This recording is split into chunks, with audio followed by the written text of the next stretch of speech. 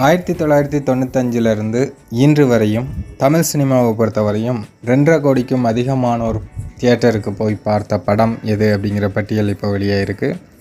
அதன்படி முதலாவதாக 1995 நம்ம தலைவர் சூப்பர் ஸ்டார் ரஜினிகாந்த் அவர்கள் நடித்த பாஷா படத்துக்கு 2.5 கோடி பேருக்கும் அதிகமாக தியேட்டருக்கு போய் பார்த்துருக்காங்க.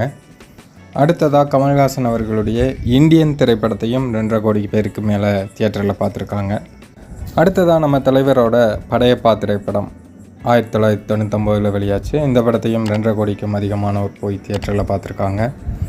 அடுத்ததாக நம்ம தலைவர் சூப்பர் ஸ்டார் ரஜினிகாந்த் அவர்களுடைய சந்திரமுகி திரைப்படம் 2005 ரிலீஸ் ஆச்சு. அந்த படத்தையும் 2.5 கோடிக்கும் அதிகமானோர் போய் தியேட்டரில் பார்த்துருக்காங்க. அடுத்ததாக இந்த பட்டியலில் நம்ம தலைவரோட சிவாஜி திரைப்படம் இடம் பிடிச்சிருக்கு. சிவாஜி திரைப்படம் 2007 வெளியாச்சு. அந்த திரைப்படத்தையும் 2.5 கோடிக்கும் அதிகமானோர் தியேட்டரில் பார்த்துருக்காங்க. அடுத்ததாக இந்த பட்டியலில் நம்ம தலைவரோட எந்திரன் திரைப்படம் இருக்குது. 2010 எந்திரன் வெளியாச்சு. அந்த திரைப்படத்தையும் 2 கோடிக்கும் அதிகமானோர் தியேட்டரில் பார்த்துருக்காங்க. அடுத்ததாக பார்த்திங்கன்னா நம்ம தலைவரோட 2.0 திரைப்படம், அது 2018 வெளியாச்சு. அந்த திரைப்படத்தையும் 2.5 கோடிக்கும் அதிகமானோர் தியேட்டரில் பார்த்துருக்காங்க.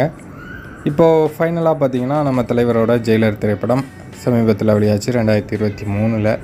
ஸோ அந்த திரைப்படத்தையும் 2.5 கோடிக்கும் அதிகமானோர் தியேட்டரில் பார்த்துருக்காங்க. இந்த 8 படங்களில் 7 படங்கள் தலைவரோட படங்கள், 1 கமல்ஹாசன் அவர்களுடைய படம்.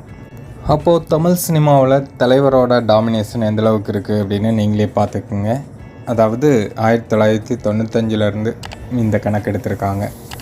இன்று வரையும் கூட தலைவர் ரஜினிகாந்த் அவர்கள் தான் அசைக்க முடியாத இடத்துல இருக்காங்க. அடுத்ததாகவும் மிகப்பெரிய பட்ஜெட்டுடைய படங்கள், மிகப்பெரிய எதிர்பார்ப்புடைய படங்களை கையில் வச்சுருக்காங்க தலைவர்.